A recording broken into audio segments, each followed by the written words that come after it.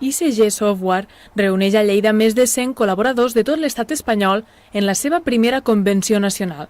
Durant la jornada s'han presentat els nous productes tecnològics que ha desenvolupat ICG per afrontar el futur i també es lliuraran els Premis Distribuïdors ICG 2008. Andreu Pi, president de la companyia lleidatana, ha explicat els objectius d'una convenció d'aquestes característiques, així com ha comentat les novetats que presenten avui. Noves aplicacions informàtiques, més definides i globals, més fàcils d'utilitzar i, sobretot, més assequibles. El que fem és presentar tot el que serà la nostra trajectòria de futur a partir d'aquest moment.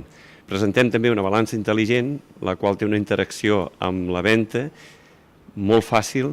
Llancem al mercat un producte que creiem que serà la gran innovació, que és el quiosc. És un moble d'1,60 m aproximadament, que té una pantalla de 17 i en el qual permet fer-te el propi usuari, el propi client que entra a l'establiment es fa la seva ordre, la seva comanda.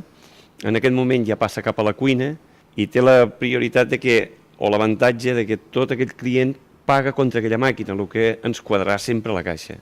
Pi ha dit també que des d'ICG pensen en els empresaris que viuen un moment difícil econòmicament. Per aquest motiu, els nous productes són de low cost i permeten una ràpida amortització.